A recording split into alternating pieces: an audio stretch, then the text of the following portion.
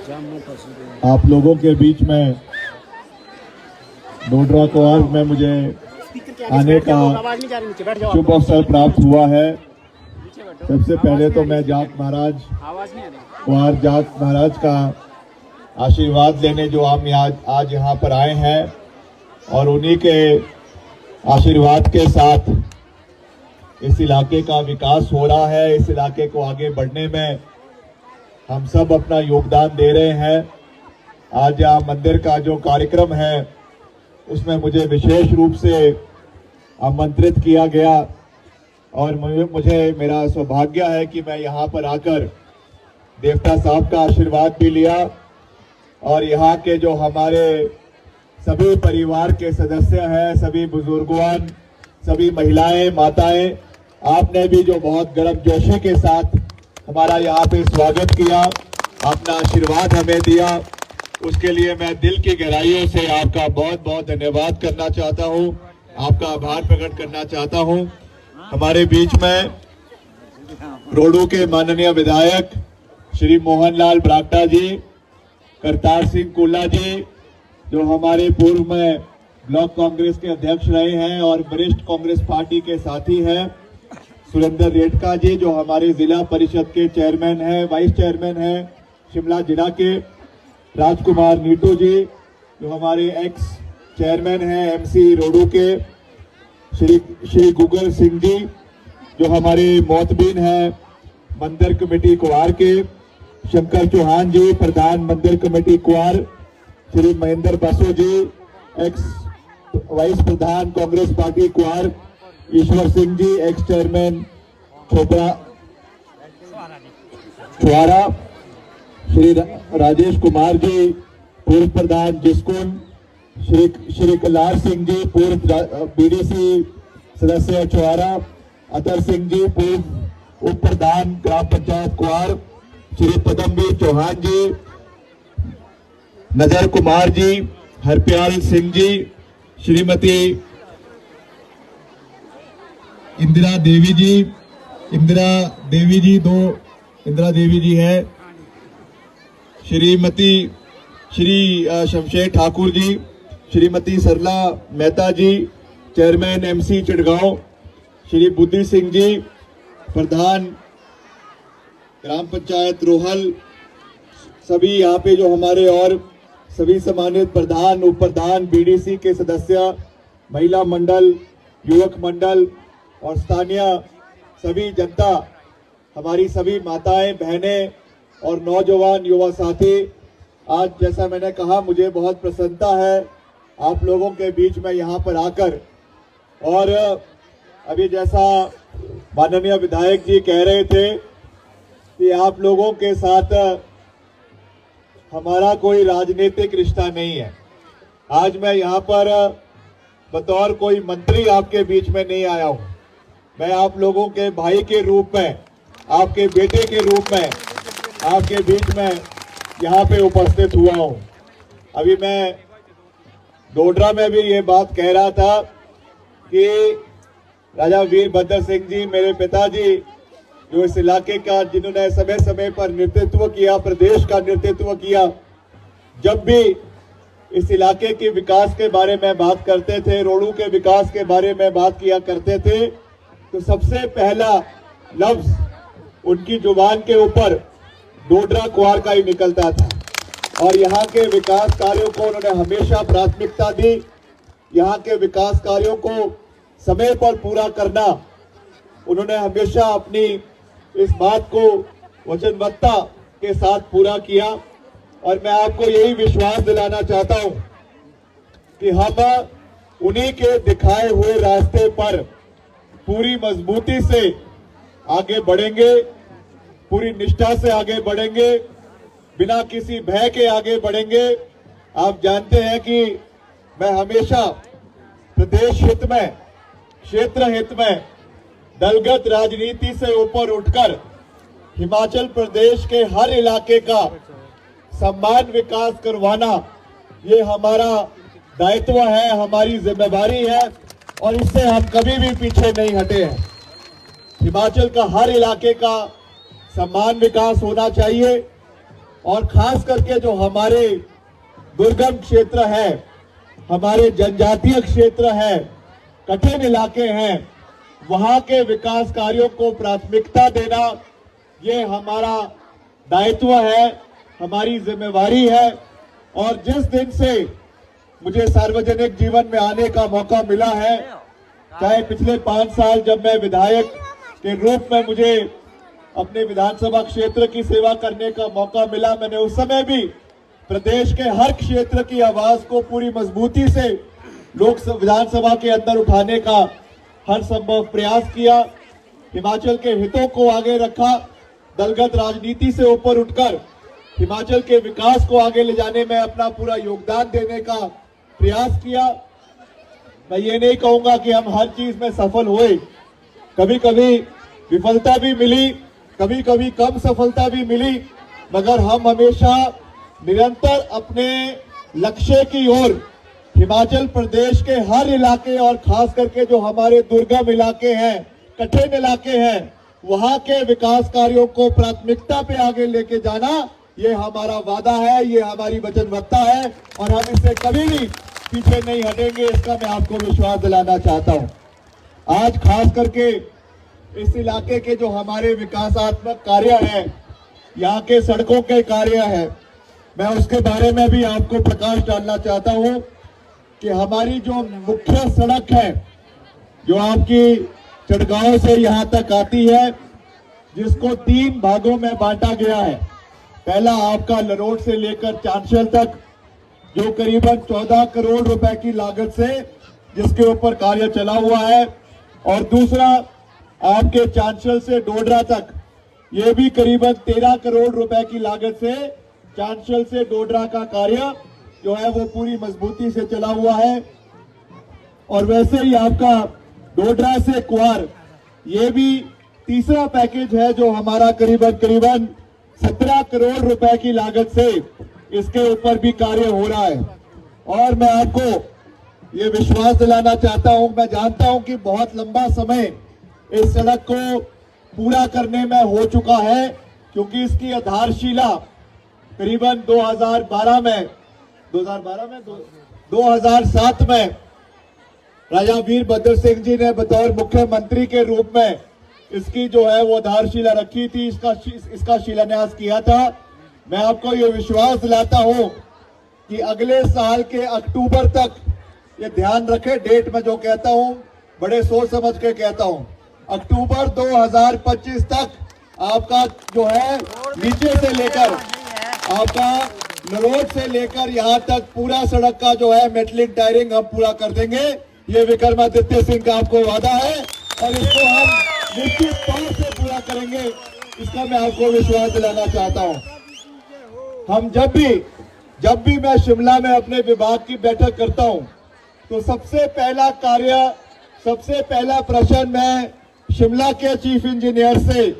जो है वो डोडरा क्वार की सड़क का पूछता हूँ, और इस पे हम प्राथमिकता के ऊपर कार्य कर रहे हैं। अभी हमने इसके लिए, क्योंकि ये केंद्र सरकार से इसमें हमको सहयोग मिला है, इसलिए इसका जो समय तिथि है वो खत्म हो गई थी। हमने विशेष रूप से दिल्ली जाकर मैं केंद्रीय मंत्रियों से मिला, केंद्रीय ग्रामीण विकास मंत्री से मिला, और मैंने उनको कहा कि हमारी 2 बहुत महत्वपूर्ण सड़कें हैं हिमाचल की, एक हमारे शिमला जिला की डोडरा क्वार की, और एक हमारे चंबा जिला में जो बड़ा बंगाल का इलाका है, जो हमारा हिमाचल का दूसरा कोना है, वहां की सड़क भी ऐसी है, बहुत कठिन इलाका है। वहां के लिए भी हमने 1 साल की एक्सटेंशन ली, और आपके डोडरा क्वार की सड़क के लिए भी 1 साल की एक्सटेंशन ली, ताकि समय पे ये कार्य पूरा हो। और अब हमारी ये वचनबद्धता है कि हम इसको समय के ऊपर पूरा करेंगे, ये हमारी प्राथमिकता है। वैसे ही आगे जो हमारा जिस्कुन है, जाखा है और पंडार है, मुझे खुशी है इस बात की कि 2009 में जब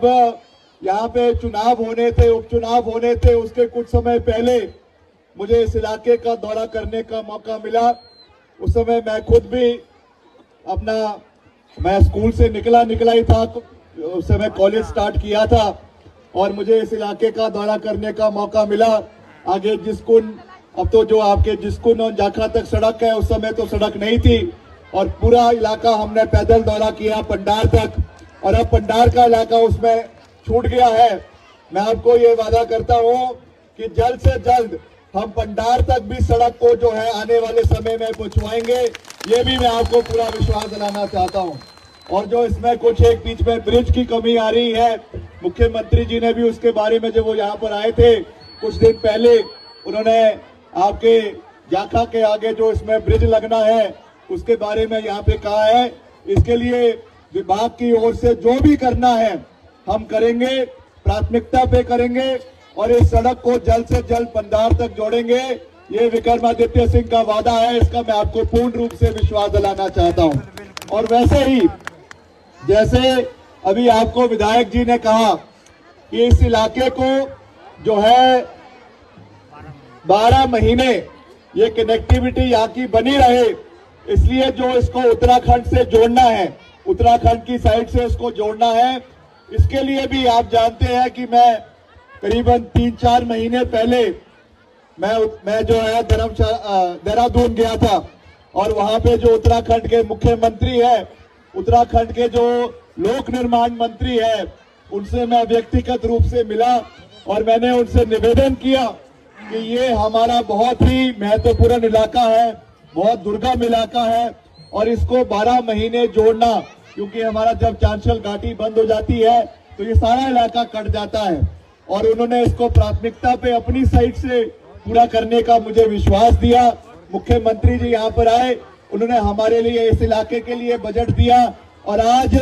उत्तराखंड को जोड़ने का सड़क का कार्य शुरू हो चुका है। इसके लिए भी आपको मैं बहुत बहुत बधाई देना चाहता हूँ। इसमें एक और जगह से अभी दो मोड़ नीचे हमको यहाँ पे कुछ साथी मिले, छेबोड़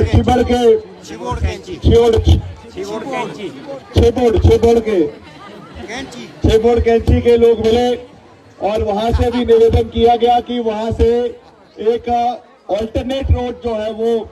नीचे के लिए जोड़ा जाए, जहां तक हमारा उसमें आगे कनेक्ट होना है। मैंने मौके पे ही विभाग को आदेश दे दिए हैं कि इसका जो पहले अलाइनमेंट है, इसका FRA का केस बनना है या जो भी इसकी प्रक्रिया है उसको जल्द से जल्द पूरा किया जाए और दोनों मार्गों को आने वाले समय में जोड़ा जाएगा, आगे उत्तराखंड के साथ जोड़ा जाएगा। इसका भी मैं आपको पूरा विश्वास दिलाना चाहता हूँ। उन्होंने यहाँ पे सभी महिला मंडलों को,